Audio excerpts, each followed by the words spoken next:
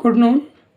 मैं डॉक्टर संदीप कुमार त्रिपाठी, सहायक आचार्य हिंदी विभाग, श्री शक्ति डिग्री कॉलेज, शाखा घाटमपुर, कानपुर नगर। इस वीडियो के माध्यम से आप सभी विद्यार्थियों का स्वागत करता हूं। आज हम सभी इस वीडियो के माध्यम से BA तृतीय वर्ष हिंदी साहित्य प्रथम प्रश्न पत्र के पाठ्यक्रम में संकलित भवानी प्रसाद मिश्र की कविता सतपुड़ा के जंगल के अगले परिच्छेद पर चर्चा कर अध्ययन करेंगे। जैसा कि आपको स्क्रीन पर सामने दिख रहा है, अजगरों से भरे जंगल यहाँ से टिक लगा है और ऊँघते अनमने जंगल यहाँ टिक लगा है। तो इस परिच्छेद पर व्याख्यात्मक चर्चा करेंगे। तो आइए देखते हैं इस परिच्छेद में भवानी प्रसाद मिश्र जी ने क्या कहने का प्रयास किया है।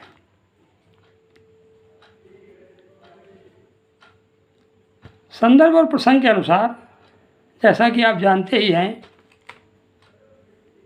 प्रस्तुत पंक्तियां या प्रस्तुत परिच्छेद भवानी प्रसाद मिश्र द्वारा रचित कविता सतपुड़ा के जंगल से उद्धृत है। कवि ने इन पंक्तियों के माध्यम से सतपुड़ा के जंगल के भयावहता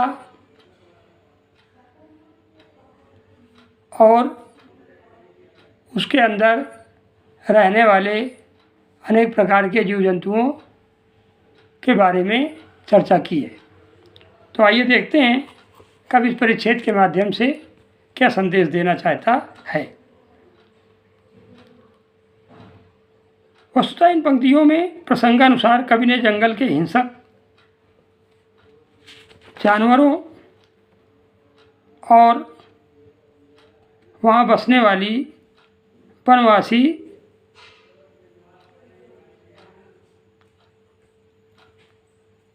गौड़ों की स्थिति का चित्र उभारने का प्रयास किया है। तो आइए देखते हैं कवि क्या कहता है। कवि कहता है, अजगरों से भरे जंगल अगम। अगम माने जहाँ गमन न किया जा सके या जहाँ जाया न जा सके। अजगरों से भरे जंगल अगम गति से परे जंगल। कवि कहता है, ये जो सतपुड़ा के घने जंगल हैं, यह अजगरों से भी भरे हैं और इनमें जाना सहज संभव नहीं है। सात सात पहाड़ वाले, सात सात अर्थात सातों बहुवचन में है, यानी कई। बहुवचन में होने के कारण सात सात का मतलब कई। सात सात पहाड़ वाले, बड़े छोटे झाड़ वाले। कवि कहता है, इनमें सातों अर्थात कई पहाड़ भी हैं, साथ ही छोटे और बड़े न जाने कितने या अनेक झाड़ भी हैं। शेर वाले, बाघ वाले, गरज और दहाड़ वाले। इनमें शेर और बाघ भी विचरण करते हैं, जिनकी दहाड़ और गर्जना प्रायः सुनाई देती रहती है। कंप से कनकने जंगल, ऊँघते अनमने जंगल। और इन बाघों और शेरों की जो दहाड़ और गर्जना है, कंप से कनकने जंगल, वह इस जंगल में भ्रमण करने वाले यात्रियों को या यात्री को कपा देती है। ऊँघते अनमने जंगल। ये जंगल जो हैं, इन्हें देखकर ऐसा प्रतीत होता है कि ये जंगल ऊँघते हुए, नींद में डूबे हुए हैं।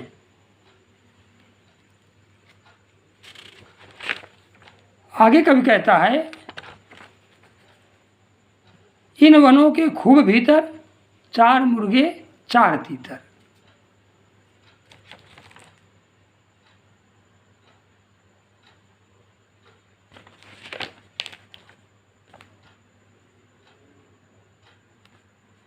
कवि कहता है कि इन वनों के खूब भीतर चार मुर्गे चार तीतर पाल कर निश्चिंत बैठे, विजन वन के बीच बैठे, झोपड़ी पर फूस डाले, गोड़ तगड़े और काले।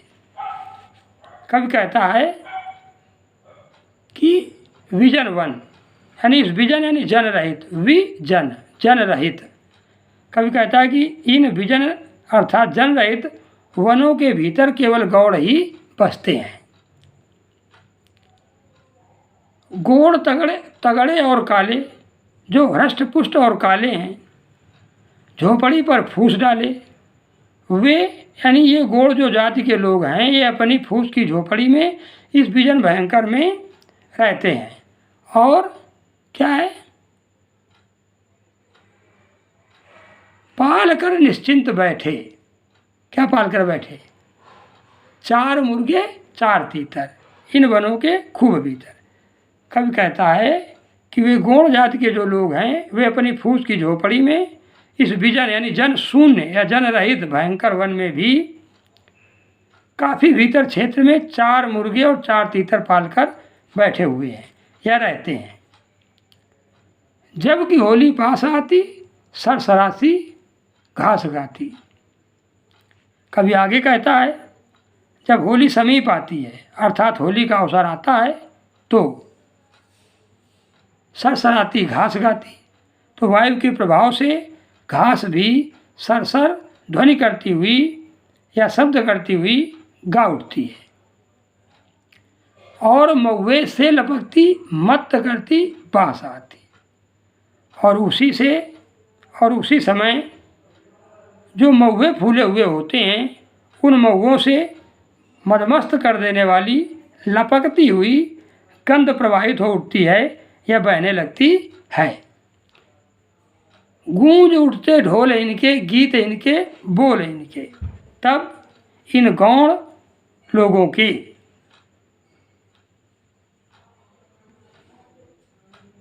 ढोल, तब ये गौड़ लोग अपने ढोलों को ताल पर मस्ती भरे गीत के साथ गा उठते हैं। सतपुड़ा के घने जंगल ऊँघते अनमने जंगल।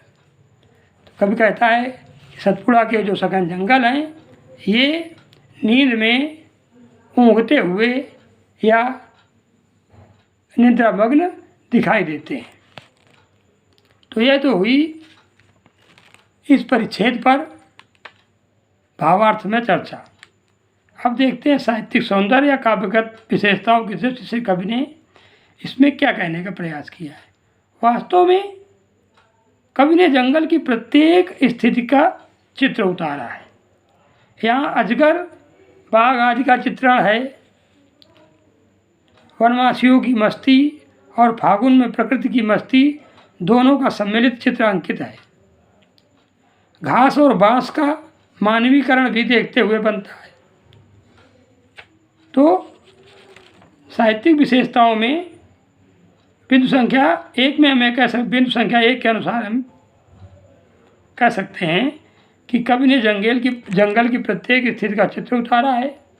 साथ ही वनवासियों की मस्ती और फागुन में प्रकृति की जो मस्ती है, दोनों का सम्मिलन जो हुआ है उसका चित्र अंकित करने का प्रयास किया है। भाषा सरल व्यवहारिक है, जनधर्मा है।